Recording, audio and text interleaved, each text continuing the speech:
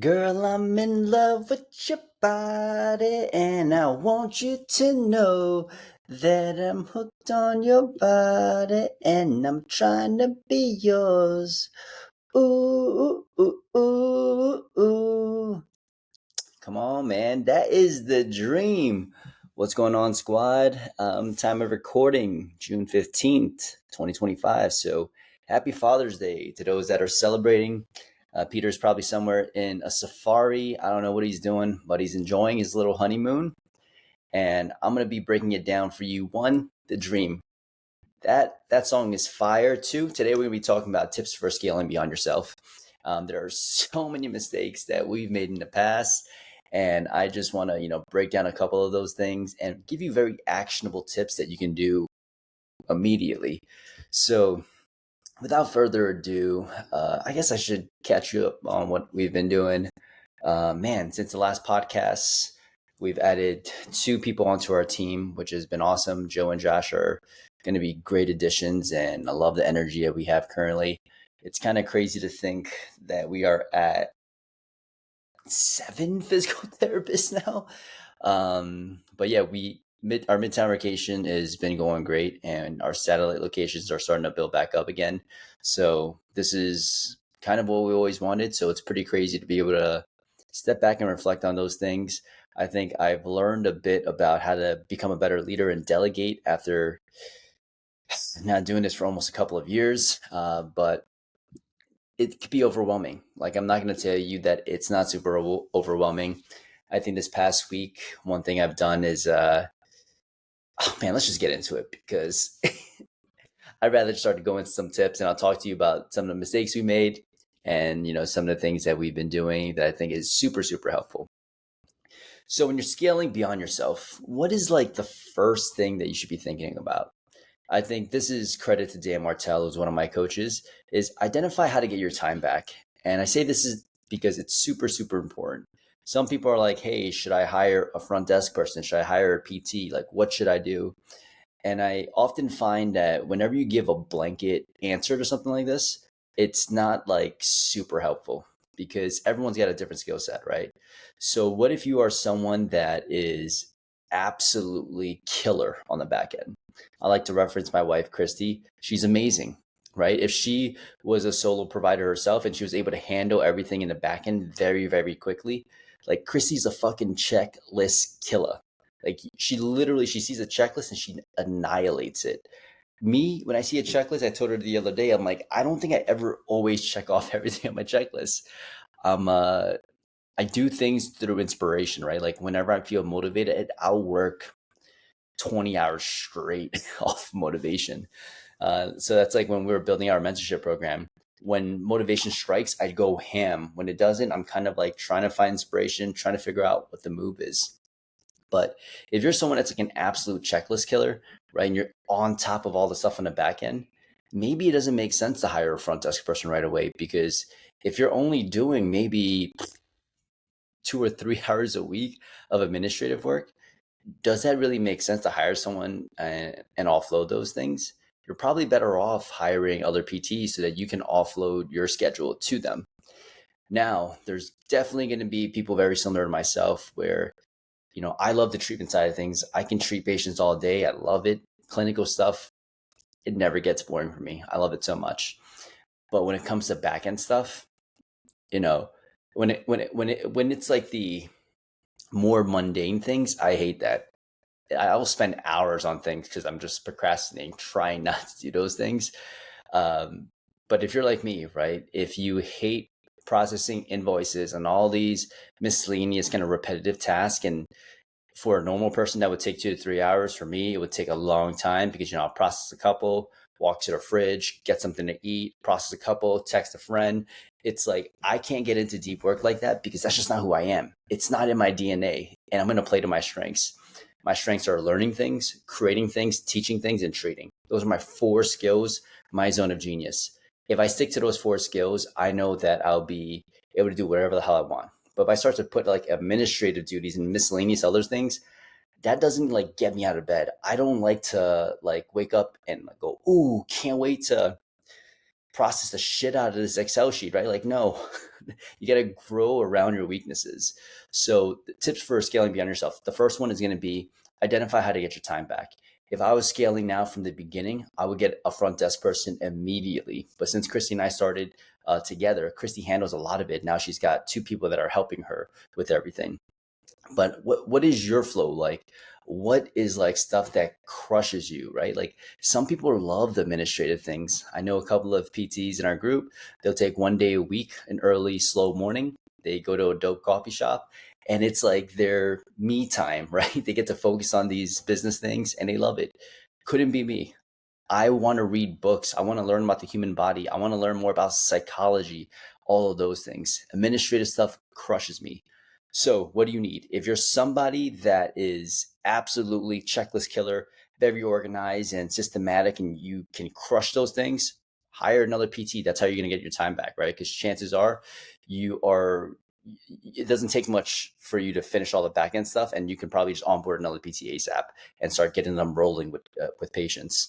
If you're somebody and you're fulfilling on 20 patients a week and it's an absolute shit show on the back end and the back end stuff takes up much more time, go hire a front desk person, go hire a virtual assistant and start to offload yourself with those things because you might be paying someone $20 an hour, but if you can make 200 an hour, well, that's an extra 10 to 15 hours at least that you could be treating patients and coming out on top. So identify how to get your time back and making sure that you get the most out of your time doing things that are going to move the business forward. Two, get some practice managing people. And oftentimes we think that we can't manage people unless we hire somebody. But I think a very easy way to kind of get this going is finding an intern. And you might be thinking like, whoa, having an intern is going to be such a burden. Well, there's so many things that an intern can do for you. And I wish I knew this in the beginning because I would have had an intern way sooner. So currently right now we have an intern. His name is Jesse. Absolute savage. Well, he's not an absolute savage yet. He's just a kid that graduated. We connected because we're in the same fraternity. And one of our alumni told him to connect with me because he was interested in physical therapy. But what he is a savage in is content creation. We're working on building him up. He sees me, we talk, have deep conversations about life, work, and all the things that he's interested in. And I need his help, right, for the content creation side. So if you've seen my videos recently where like things are moving, the only reason that we're able to do YouTube videos consistently and pump out content at this kind of pace now is because I don't have to control the camera. Jesse's doing it for me.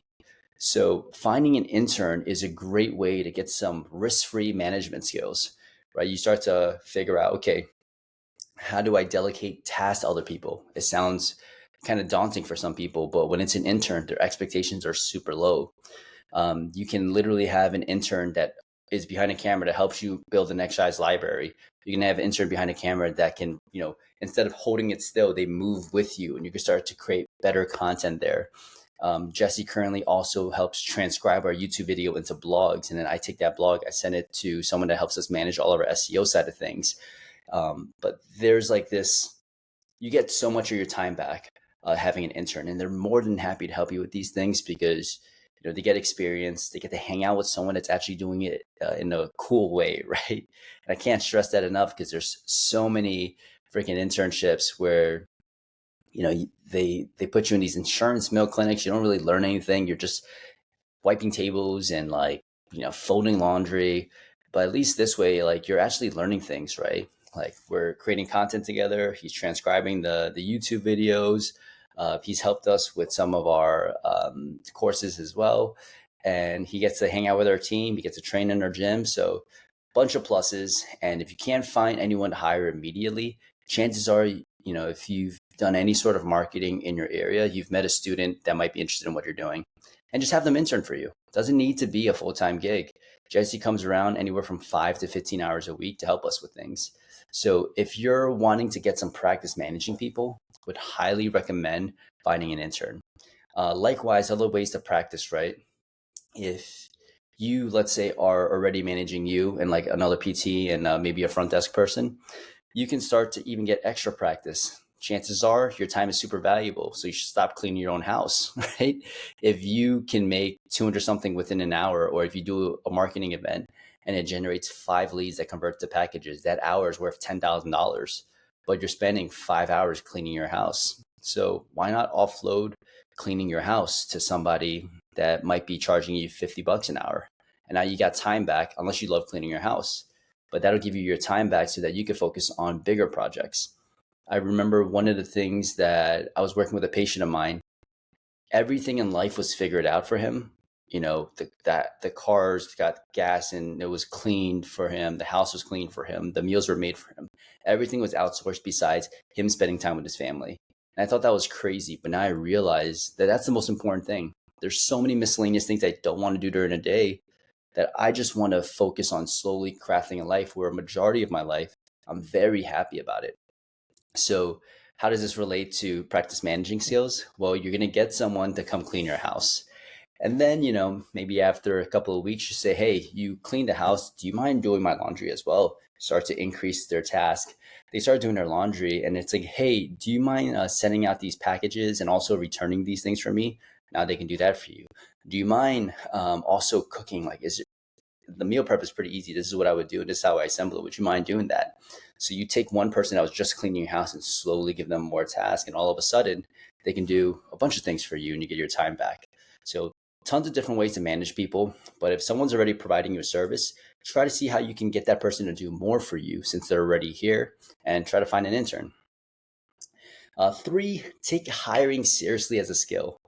And initially, our hiring process was super lenient. You're a nice person, you've done moment mentorship, you want a job, right? And I think that's fine. But every single time that someone leaves your company, someone moves somewhere else, or maybe you fire somebody, anytime that there's movement within the company, you should always be thinking to yourself, how could I have done this better? Everyone that joins, there's pros and cons to everything. So I'm not going to say like, you fucked up or anything like that. It's just, what are some things that you need to account for? And I think when it comes to hiring, you should test people on the skills that they're being hired for. So if you are doing a front desk coordinator job and they got to be answering the phone call, I would have them reach out to people. It's like, hey, this person's the lead. I want you to get them in, right? And you're going to record those calls. And what you can do is just have them call a bunch of your homies, right? It doesn't actually have to be real patients or real leads. Just say, hey, we're actually going to do a trial run. We have a list of leads that are interested in coming in. I'm going to give you 3 and I want you to talk to them. And you can have any of your friends role play. Obviously, don't tell the person interviewing that it's a role play, but it allows you to see their candor, their tone, and certain intangibles.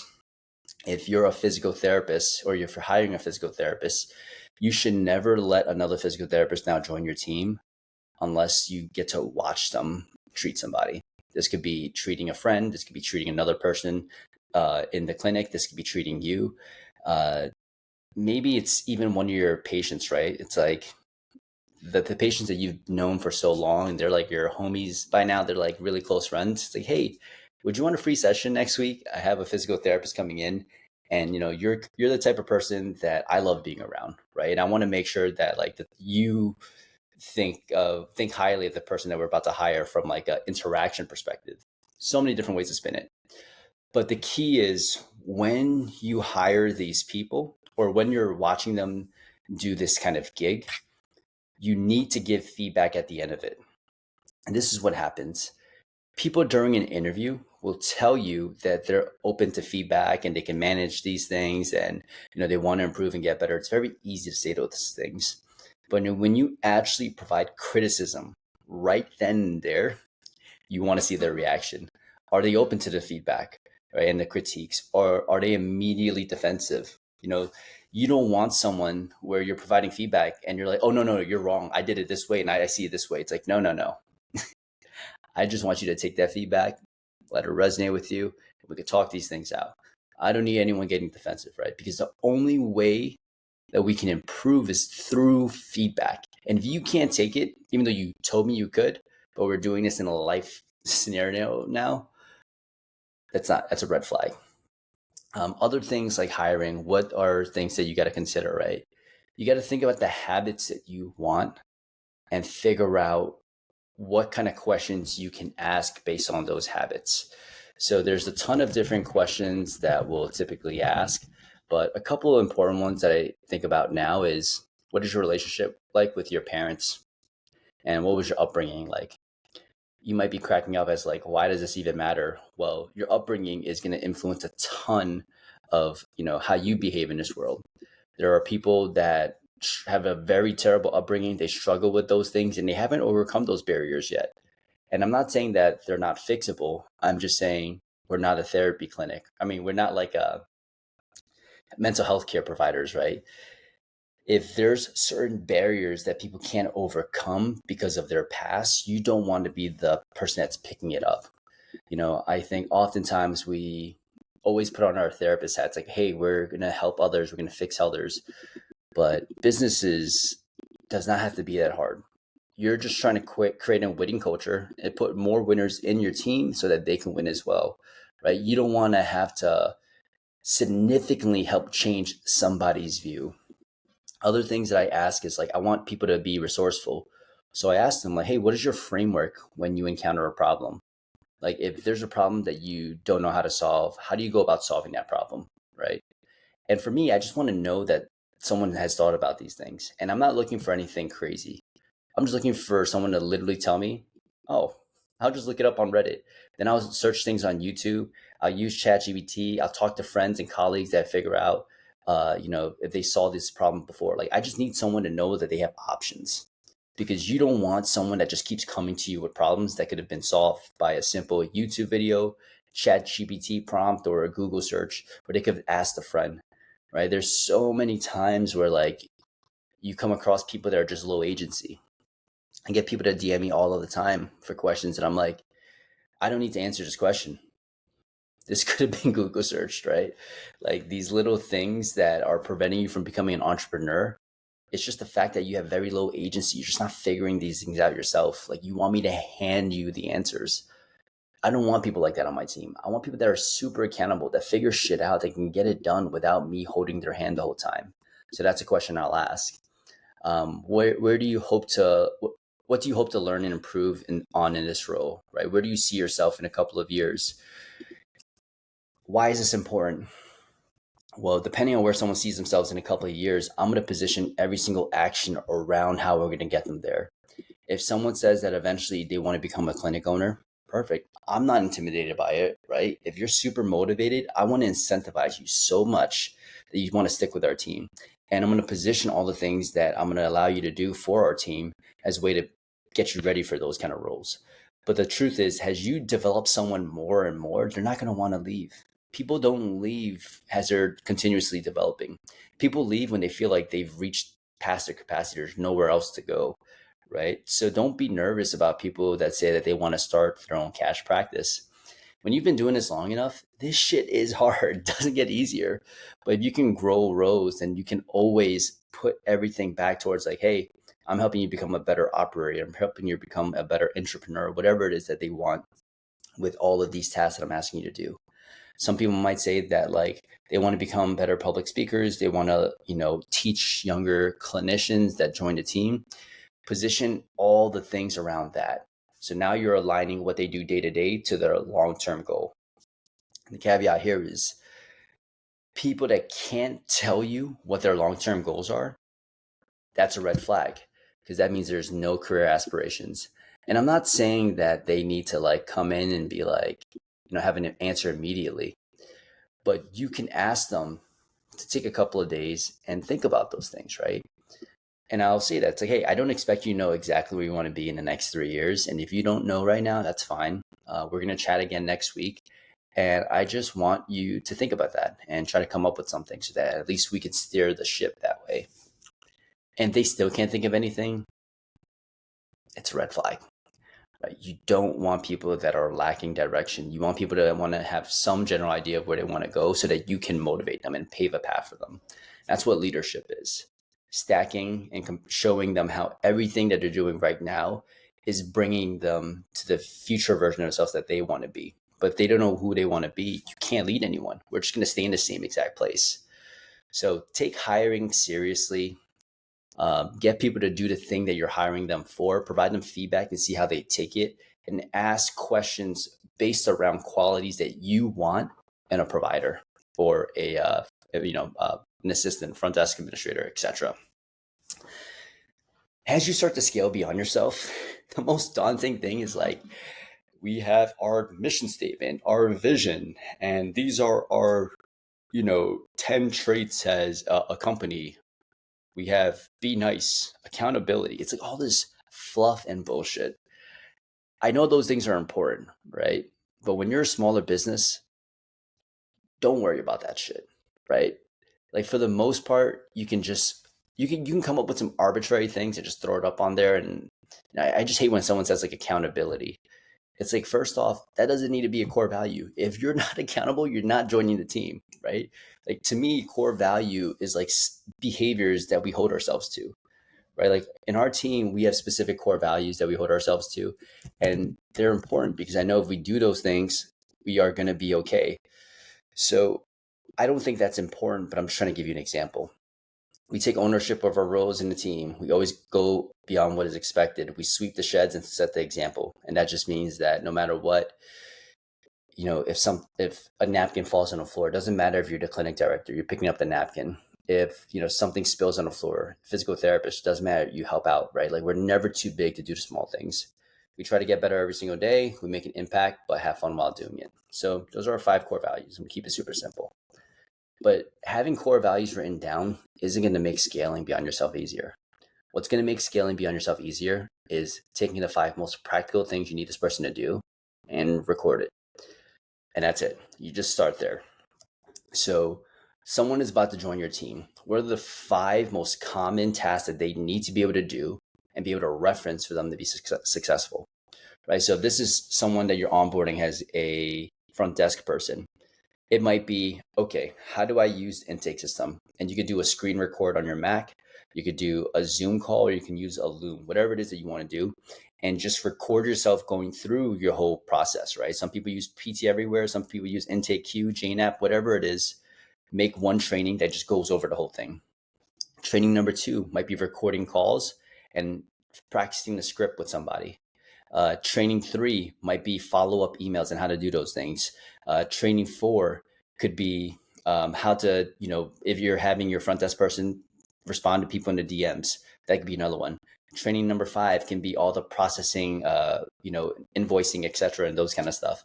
But those are the 5 things that I need in order to get some of my time back, or scheduling, whatever it is, and then you're good to go. As a physical therapist, what could that be?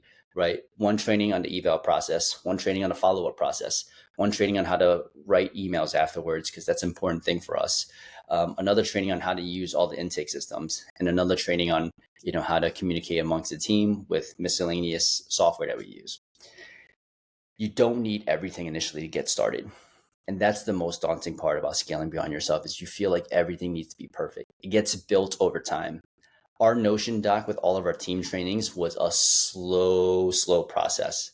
But we have things like customer journey. We have things like how to convert people from the eval to a plan of care, how to position yourself from a plan of care to ongoing training. We have everything now built out, and we're slowly making it better. We're slowly adding on more trainings.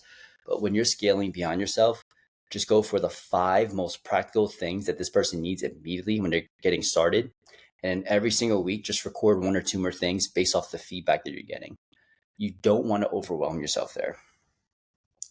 And then last thing is, I wish I did this sooner, because the quickest way to get better is to eval and have people shadow.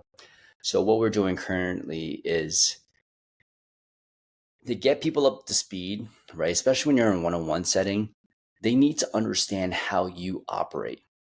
So they got to shadow you. They got to see how you do your subjective interview, how you do your assessments, how you're talking to people throughout the assessment, how you're closing the evaluation, and the way you position things.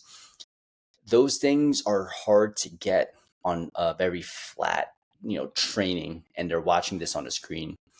They have to be able to see your body language, your tonality, the way you carry yourself, the way you might connect the dots for patients in a lot of different ways.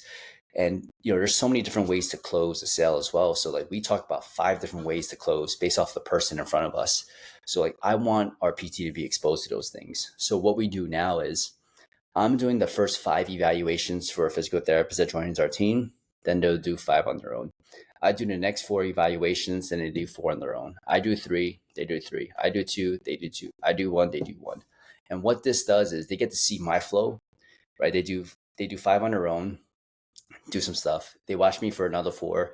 They see some nuances that you see things differently when you get some more experience under your belt, and that just keeps repeating from the 5, 4, 3, 2, 1. So I think this is going to be a great way to get our therapists up to speed as quickly as possible. And it's not like I'm treating them for the whole time, right? When I do those evaluations, we're just positioning as, hey, Andy's the owner of the clinic and he does evaluations. He doesn't do full plans of cares. But the most important part about the evaluation is that you get a really safe starting point and something to build on. And he's going to be a part of the whole process while you're working with XYZ. But I think these are just 5 tips that will help you get way more comfortable scaling beyond yourself. I think that is probably the most daunting aspect of things, right? Because when we're getting started, it's like no one ever thinks that we're gonna get to this point, right? It's like I just want to clear 10K and recreate my salary and I'll be good. But life moves fast, and if you're crushing it, you need to scale beyond yourself in order to build the dream, right? Get your time back, make more money, etc. So if you love this, oh man, 2 things. 1, the 5-star review's been a little bit lacking. We are at 27 right now. Would love to get it to 30. So if you guys can help us out with that, that would be amazing. Second thing, we got our live event in Orlando, August 9th, and it's going to be so dope. I'm going to be going through how I post 45 pieces of content every single week and how we've been able to operationalize our media stuff. No other group has ever presented us something like this. And I'm going to show you exactly how we do it and how we've been able to dramatically increase our leads with this content flywheel. Christy's going to be presenting about how to systematize your finances and tax strategies. We work with some of the best accounting people, bookkeepers, etc. I know because my friend runs the company that we utilize, and they've taught us so many things. And I think that one alone will pay for the weekend if you use what we teach you. Peter's going to be talking about sales conversion blueprint and sales objections as well. So Peter's the best in sales as a physical therapist. I don't know what single physical therapist that's better than him in sales. We'll have a bunch of Q&A breaks throughout the day, happy hour, light bites, going to second day. My buddy Daniel is going to be presenting how to 10x your mindset. Daniel's an absolute savage. He's rebuilt himself after so many things that have happened to him, and he's got a successful personal training business currently that's completely online. Peter's going to be breaking down ads, right? Ad strategy, why most paid ads suck, and how to improve those things. We'll have more Q&A. I'm going to be presenting on how to sell before you sell. This is something that has been instrumental to the people in our group that have had a hard time converting from eval to full plans of cares. So if you are struggling with that, this one is going to make you a lot of money. And at the end, we're going to be talking about developing the best asset that you have in your business. And then we'll have some closing remarks. But this is from August 9th to August 10th. If you're interested in going to GGC Live in Orlando, it's going to be a freaking banger of an event. Just message at Go Getters Coaching on Instagram, live, LIVE, and we will send you the link. But I'm telling you right now, it's going to be a freaking blast. 50 people, like-minded clinicians trying to get after it, build relationships, have some fun.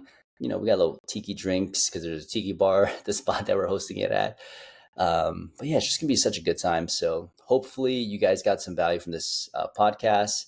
Please leave a 5-star review. It means the world to us. I think we're almost like 10 away from being like the number 1 PT entrepreneur, podcasts, whatever rating. So that would mean a ton for us so that we can update the IG bio, flex on them a little bit. But the other thing is GGC Live. It's going to be an absolute blast. So pull up on your boys and your girl. Christy will be there. Maybe I can convince her to make some cookies, but we'll see what happens. Peace.